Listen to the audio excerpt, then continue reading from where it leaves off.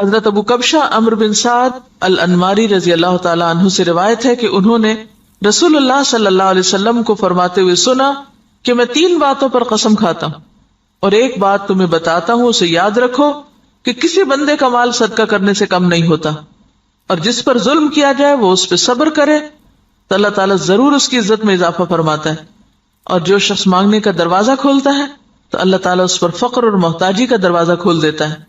اور ایک بات میں تمہیں بتاتا ہوں، پس اسے یاد رکھو، دنیا میں 4 قسم کے لوگ ہیں۔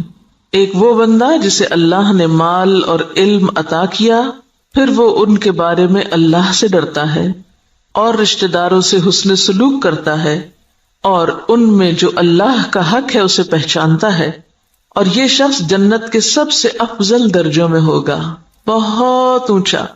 اور وہ بندہ جسے اللہ نے علم تو دیا مگر مال نہیں دیا، بس وہ سچی نیت رکھتا ہے اور کہتا ہے اگر میرے پاس مال ہوتا تو یقیناً میں بھی فلاں آدمی کی طرح عمل کرتا، اور فلاں سے مراد اس کی اوپر والی کیٹیگری ہے کہ جس شخص کو اللہ نے مال اور علم دونوں دیے، بس اس کی نیت یہ ہے تو اس کا اور پہلے شخص کا اجر برابر ہے، وہ بھی درجوں کے اعتبار سے قیامت کے دن بلند ترین درجوں میں ہوگا۔ اور وہ بندہ جسے اللہ نے مال دیا اور علم نہیں دیا، بس وہ بغیر علم کے اندھا دھند طریقے سے خرچ کرتا ہے، اس کے بارے میں نہ اپنے رب سے ڈرتا ہے، نہ رشتہ داروں کے حقوق ادا کرتا ہے، اور نہ اللہ کا کوئی حق اس میں پہچانتا ہے، نہ اللہ کا حق دیتا نہ بندوں کا، تو یہ سب سے بدترین منزلت پر ہے۔ اور وہ بندہ نہیں عطا کیا اس کو اللہ نے مال اور نہ علم، تو وہ کہتا ہے اگر میرے پاس مال ہوتا تو یقیناً میں بھی فلاں آدمی کی طرح عمل کرتا، اور فلاں سے مراد اس کی اوپر والی کیٹیگری ہے جو اپنا مال بے انتظامی سے اندھا دھند خرچ کر رہا ہے، بس اس کی نیت یہ ہے تو ان دونوں کا بوجھ برابر ہے۔ اب آپ یہاں دیکھیے کہ آپ صلی اللہ علیہ وسلم نے ساری دنیا کے لوگوں کو 4 حصوں میں بانٹ دیا۔ ایک وہ جس کے پاس مال بھی ہے اور علم بھی ہے، اور جس کو اللہ یہ 2 نعمتیں دے دے اس کی خوش قسمتی کا تو کیا ٹھکانا۔ وہ کیا کرتا ہے؟ مال کو اپنے علم کے ساتھ ایسی ایسی جگہوں پہ خرچ کرتا ہے جہاں سے وہ بہترین فائدے اٹھاتا ہے، یعنی درجہ یا اس کا اجر اور ثواب بہترین پاتا ہے۔ یہ بالکل ایسے ہی ہے کہ جیسے آپ دیکھیں ایک بالکل ان پڑھ تاجر ہوتا ہے جو نہ مارکیٹ کو جانتا ہے، نہ تجارت کے اصول قاعدے جانتا ہے، نہ اسے کوئی پتا ہے، اور وہ تجارت کرنے کھڑا ہو جاتا ہے، تو وہ مال کہاں لگائے گا؟ گواں بیٹھے گا، لاس کر لے گا۔ اور ایک وہ ہے جو پڑھا لکھا تاجر ہے، تجارت سے پہلے اس نے ایک ڈگری کی، یا ڈگری نہیں بھی کی تو ایک تجربہ حاصل کیا ہے، اور وہ مارکیٹ کو بھی جانتا ہے، حالات بھی جانتا ہے بہتر طور پر، اب وہ باقی سب سے آگے نکلتا چلا جائے گا، یعنی اس کا جو پروفٹ ریٹ ہے یا اس کا جو نفع کا جو مقام ہے وہ تو بہت آگے، وہ تو تھوڑے ہی عرصے میں بہت کچھ کما جائے گا، کیونکہ اس کو پتا ہے کہ مال کو کہاں لگانا ہے اور کیسے لگانا ہے۔ اس کے برعکس ناسمجھ شخص کچھ بھی نہیں کر سکے گا، مال ضائع کر دے گا۔ جیسے دنیا میں علم والے مال کو بہتر طور پر استعمال کرنا جانتے ہیں، اسی طرح دین کے علم کے ساتھ بھی انسان اپنے مال کی یا منی مینجمنٹ جو ہے اس کی بہترین حسن تدبیر کرتا ہے اور بہترین جگہوں پر خرچ کرتا ہے۔ مثلا بظاہر عام لوگوں کو وہ ایک چھوٹا سا کام نظر آتا ہے، یہ چھوٹی سی نیکی نظر آتی ہے، لیکن اس کے نزدیک وہ بہت بڑی نیکی ہوتی ہے اور وہ سوچ سمجھ کے خرچ کرتا ہے۔ ایسا شخص بعض اوقات چھوٹی چھوٹی نیکیوں سے بھی بہت بڑے درجے پاتا ہے، ذرے سے بھی وہ اجر عظیمہ کماتا ہے، اپنی اچھی نیت کی وجہ سے، اپنے اچھے طریقے کی وجہ سے، سمجھداری کی وجہ سے۔ تو نتیجہ کیا ہوگا؟ قیامت کے دن وہ اعلیٰ ترین مقام پر ہوگا۔ ایک دوسرا شخص ہے، اس کے پاس مال کوئی نہیں لیکن علم ہے، اس علم کی بنا پر وہ یہ سوچ رکھتا ہے کہ اگر کبھی میرے پاس بھی مال آیا تو میں بھی فلاں کی طرح کا، اس کو آئیڈیالائز کر رہا ہے، فلاں کی طرح نیکی کے کام کروں گا، اور یہ اس کی سچی نیت ہے۔ تو نیت کہتے ہیں پکے ارادے کو، نیت خوش خیالی کو نہیں کہتے، یا کسی خوش فہمی کا نام نیت نہیں ہوتا۔ ہم عام طور پر نیت کس کو قرار دیتے ہیں؟ بس ایک خیال آ جانا، وہ بڑی اچھی نیت ہے، اور تھوڑی دیر کے لیے خوش ہو جانا اپنی نیت سے۔ نہیں، نیت محض خیال نہیں، نیت کیا ہے؟ پکا ارادہ، سچا عزم۔ دنیا ادھر کی ادھر ہو جائے اور وہ شخص نہ بدلے، اس کی نیت نہ پھرے، اس کے ارادے نہ بدلیں، حالات کچھ بھی ہو اس کے ارادے نہ بدلیں۔ ہمارا عام طور پہ کیا حال ہوتا ہے؟ جب ہم اللہ سے راضی ہوتے ہیں تو اللہ کی راہ میں بہت کچھ خرچ کرنا چاہتے ہیں، نیکی بھی بڑی کرنا چاہتے ہیں، جب اللہ سے ناراض ہوتے ہیں پھر کیا کرتے ہیں؟ کسی بندے سے ہم راضی ہوتے ہیں تو اس پہ خوب لٹاتے ہیں، اور جب اگر اس بندے سے ناراض ہو جائے تو پھر ہم اس کو کیا دیتے ہیں؟ پھر اس کو آگ کر دیتے ہیں۔ ایسا ہی ہے نا؟ تو یہ سچی نیت ہے۔ پکا ارادہ نیکی کرنے کا نہیں. پکے ارادے والا کون ہوتا ہے؟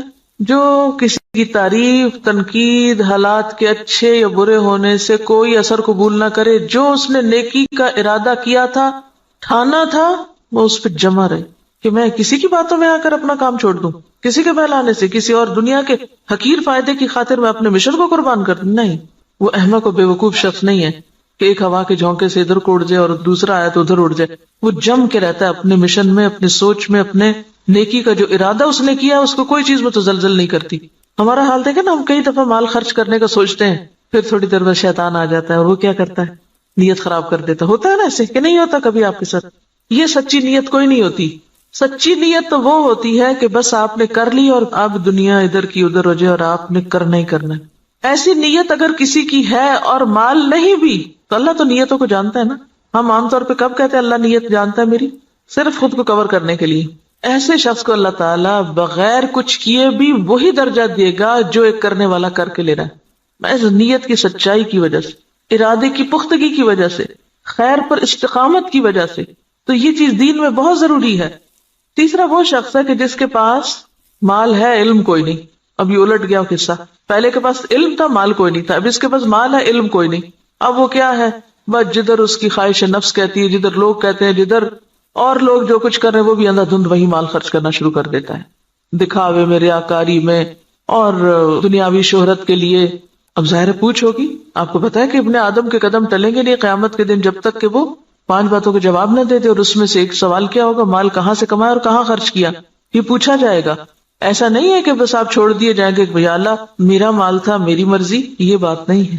مال اللہ کی دی ہوئی ایک امانت ہے آپ کے پاس، اس کو اللہ کی مرضی کے مطابق ہی خرچ کرنا ہے. یہ نہیں کہ اگر آپ کو مال مل گیا تو اختیار بھی مل گیا. منمانی کرنے کا اختیار تو نہیں مل جاتا مال ملنے سے. یہ ملتا ہے ویسے ہم نے لیا ہوا ہے. ہم اپنے مال کو خرچ کرتے وقت کیا ذہن میں رکھ کے خرچ کرتے ہیں؟ میرا مال، میری مرضی، کیا مرضی کرو. کوئی سمجھائے بھی تو ہم کیا کہتے ہیں؟ جہاں جی چاہے اڑاؤں. تم کون ہوتے مجھے کچھ کہنے والے؟ میرے پیسے ہیں نا، جو چاہوں کروں. اور وہ اس کی نیت کیا ہے؟ کوئی اس کی نیت نہیں. خاص طور پر جو حدیث کے الفاظ ہیں نا قابل غور ہے. لا يصل فيه رحمه ولا يعلم لله فيه حقا. نہ رشتہ داروں کو دیتا ہے اور نہ اللہ کا حق پہچانتا ہے، نہ فی سبیل اللہ خرچ کرتا ہے.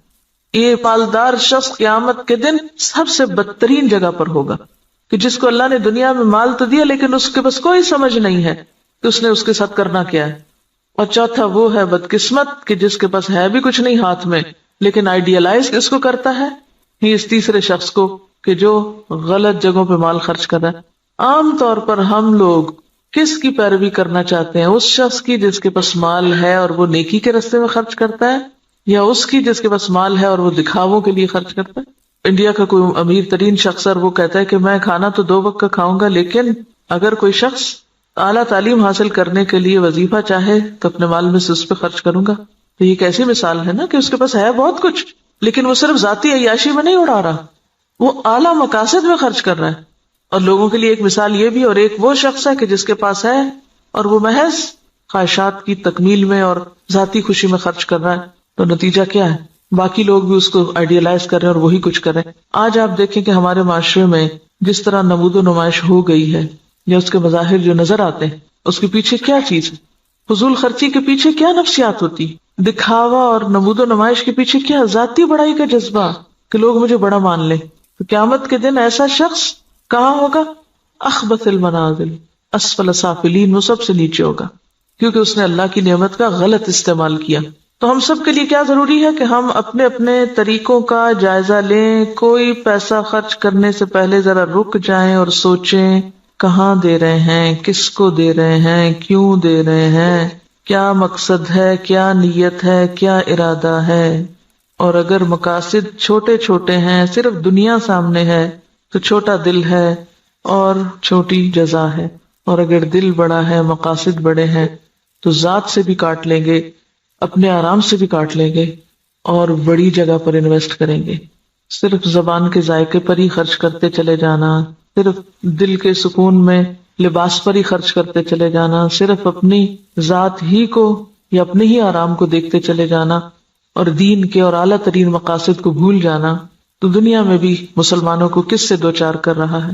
اب دیکھیے، ہم نے بہت اس پر پہلے بھی بات کی تھی کہ ترقی یافتہ قومیں آپ کو پتا 40% تک ٹیکس ہوتا ہے ان کا، 40 بازوں کا 60% بھی ٹیکس ہوتا ہے کہ آپ نے 100 روپیہ کمایا 60 روپے دے دیجئے گورنمنٹ کو، وہ آپ کے لیے سڑکیں بنائے، اسپتال بنائے، ریسرچ سینٹر قائم کرے تاکہ قوم ترقی کرے۔ ہمارا کیا حال ہوتا ہے کہ ہم جتنا بھی کمائیں وہ سارے کا سارا پلٹ کر اپنی جیب میں ڈالیں، گھر ہمارا محل ہو، سڑک اور گلی چاہے ہماری ٹوٹی پھوٹی ہو۔ اسی وجہ سے ہم اس حال میں ہیں کہ ہم بڑے مقاصد میں خرچ نہیں کر سکتے، اپنی ذات کے لیے اور اپنے ہی لیے، اور پھر اپنے اوپر خرچ کرنے کے لیے ایسے ایسے طریقے اختیار کرتے ہیں کہ جس سے اجتماعی فائدہ پیچھے چلا جاتا ہے۔ اب دیکھیے کہ ایک قطرہ جب دریا میں ملتا ہے تو کیا ہو جاتا ہے، وہ کیا کہلاتا ہے، دریا کہلاتا ہے، اور جب وہ صرف قطرہ رہتا ہے تو وہ اپنی انفرادیت بھی کھو دیتا ہے، اپنی آئیڈینٹی بھی ختم کر دیتا ہے۔ اگر ہم صرف اپنی ذات کو نمایاں کرتے رہے ختم ہو کے رہ جائیں گے، اور اگر ہم نے یہ سب کچھ اچھے مقاصد کے لیے اپنے آپ کو بھی اور اپنے مال اور اپنے اوقات کو بھی لگایا تو پھر اعلیٰ ترین منازل پا سکتے ہیں۔ یہاں جو بات یاد رکھنے کی ہے، بظاہر تو حدیث بالکل واضح ہے، مطلب صاف ہے، سمجھ میں آنے والا ہے، لیکن عملی طور پہ کیا کرنا ہے؟ ہر شخص اپنے اوپر کچھ نہ کچھ صدقہ لازم کرے، کچھ نہ کچھ کسی کو ضرور دیں، چھوٹا ہو یا بڑا، اور دے کے تجربہ کریں کہ یہ بات کس قدر سچی ہے۔ آپ دے کمی نہیں ہوگی، اس سے زیادہ آئے گا۔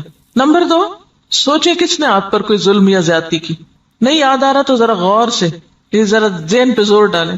میرا نہیں خیال زور ڈالنے کی ضرورت، ایسی باتیں تو ہمیں ہر وقت یاد رہتی، کس نے میرے ساتھ کیا زیادتی کی ہوئی، سوچیں کس نے میرے ساتھ کیا ظلم کیا اور میں نے اب تک اس کو معاف نہیں کیا، ان سب کو آج معاف کر دیں، اور اپنے دل سے ان ظلم و زیادتی کے باتوں کو نکال کے دروازہ بند کر دیں، صاف کر دیں، صفائی کر دیں دل کی۔ معاف کرنے کا سب سے بڑا فائدہ صرف انسان کو خود ہوتا ہے، اپنا دل اطمینان میں آ جائے گا، اچھا کوئی بات نہیں، وہ بھی انسان ہے نا، پتہ نہیں اس کی کیا کیا مجبوریاں، اس کو کیا کیا کمی ہے، اس پہ کیا ظلم و زیادتی زندگی میں ہوئی، اس کو کیا کیا محرومی ہوئی، اس کو معلوم نہیں کیسا ماحول ملا، تو اس کو معاف کر دیں۔ اس کا کہاں سے پتا چلے گا کہ آپ نے معاف کیا؟ آج کے بعد ان باتوں کو زبان پہ نہیں لانا، چھیڑنا نہیں، ذکر نہیں کرنا، ورنہ ہوتا کیا ہے، جب کوئی آپ کو مزید پھر دوبارہ زیادتی کرتا ہے تو آپ جس چیز کو معاف کر چکے تھے اس کو بھی ساتھ جمع کر لیتے ہیں، اگلی زیادتی تو اگلی ہے، پچھلی بھی ساری لے آتے ہیں واپس۔ کڑوی باتیں نہیں دہرانی، منہ کڑوا ہو جاتا ہے، صبر برداشت، پی جائیں۔ یہ صرف آپ کی سوچ کی بات ہے، آپ سوچیں کہ میں نے کر دی اور آپ دیکھیں کہ اللہ آپ کی مدد کرے گا اور ہو جائے گا، کیونکہ میں نے بارہا اس کا تجربہ کیا ہے، بارہا، اور اتنا فائدہ ہوا ہے، میں تو یہ کہتی اللہ میرے حافظے سے بھی نکال دے، میرے پاس وقت نہیں ہے ان باتوں کو یاد کرنے کا۔ اور جو زیادتی کرے اس کے ساتھ احسان، وہ بے رخی کرے آپ اس کے پاس چلے جائیں، ہے مشکل، لیکن نبی صلی اللہ علیہ وسلم نے قسم کھا کے یہ بات فرمائی ہے، اگر آپ کو واقعی آپ کی قسم پر اعتبار ہے، آپ یہ سوچیے مجھے اپنے پیغمبر کی قسم کا اعتبار ہے، اللہ میری عزت میں ضرور اضافہ کرے گا اگر میں دوسرے کو معاف کر دوں گا۔ اور یہاں صرف معاف نہیں کرنے کی بات بلکہ صبر علیہا، کیونکہ جب تک صبر نہ ہو، برداشت نہ ہو، معاف نہیں ہو سکتا۔ معاف کرنے کے لیے اسے پینا پڑتا ہے، جیسے دوائی کا کڑوا گھونٹ پیا جاتا ہے، اور اگر آپ یہ نہیں کر سکتے نا، پھر اپنی معافی کی بھی توقع کم کر دیں۔ آپ اگر دوسروں کو نہیں معاف کر سکتے تو مت پھر امید رکھیں کہ آپ کو معاف کیا جائے۔ اگر آپ واقعی چاہتے ہیں کہ اللہ آپ کی عزت میں اضافہ کرے، کیونکہ سارے کام تو آپ اپنی عزت ہی بڑھانے کے لیے کر رہے ہوتے ہیں لیکن الٹے کر رہے ہوتے ہیں، تو جو نسخہ نبی صلی اللہ علیہ وسلم نے بتایا ہے اس کو عمل کر کے ایک دفعہ دیکھیں۔ ہے حوصلے کی بات لیکن کر سکتے ہیں، ایسا نہیں کہ کیا نہیں جا سکتا۔ اگر آپ اپنی جان کے دشمنوں کو معاف کر سکتے ہیں، حمزہ کے قاتل وحشی کو معاف کر سکتے ہیں، ابو سفیان کی بیوی کو معاف کر سکتے ہیں، ہند کو معاف کر سکتے ہیں، کوئی بدلہ نہیں لیتے، کوئی انتقام نہیں لیتے، کوئی جرمانہ نہیں لیتے، تو وہی لوگ تو پھر آگے جا کے دین کی خدمت اور دین کی عزت کا ذریعہ بنتے ہیں۔ یہ عمل کا وقت ہے۔ اور تیسری چیز، لوگوں سے توقع ہٹا دیں، لوگوں کے سامنے ہاتھ نہ پھیلائیں، لوگوں کا بھروسہ چھوڑ کے اللہ پہ بھروسہ کریں، اللہ کی طرف توجہ کریں، کیونکہ جب انسان لوگوں کے سامنے ہاتھ پھیلانے لگتا ہے، لوگوں پہ توقع رکھنے لگتا ہے، تو نتیجہ کیا نکلتا ہے؟ صرف مایوسی ہوتی، صرف حسرتیں ہی جنم لیتی، لوگوں سے استغنا برتے ہیں۔ کسی شخص کے بارے میں اگر آپ کا علم یقین کی حد تک بھی ہونا کہ یہ شخص میرے لیے برا سوچتا ہے، آپ اچھا سلوک شروع کر دیں، آپ کا حسن اخلاق اس کا ذہن آپ کے بارے میں ضرور بدلے گا۔ لیکن اگر آپ دوسری طرح معاملہ کرتے رہیں، دو چار تانے دے کے، دو چار پچھلی باتیں یاد کرا کے، شکوے شکایتیں کر کے، سوال پیدا نہیں ہوتا کہ خود بھی راحت پائیں اور دوسرے بھی آپ سے پائیں، اور آپ ان انعامات کو پا سکیں جو اللہ نے صرف ان قربانی کرنے والوں کے ہی لیے لکھے. پہلے حدیث میں مال کا صدقہ ہے، دوسری حدیث میں عزت کا صدقہ ہے، نفس کا صدقہ ہے. مال کا صدقہ پھر آسان ہے، عزت کا صدقہ مشکل. لیکن جو جھکے گا وہی بلند ہو سکے گا، اکڑنے والا کبھی بلند نہیں ہو سکتا. انک لن تخرق الارض ولن تبلغ الجبال طولا. سبحانک اللہم وبحمدک نشہد ان لا الہ الا انت نستغفرک ونتوب الیک. السلام علیکم ورحمۃ اللہ وبرکاتہ.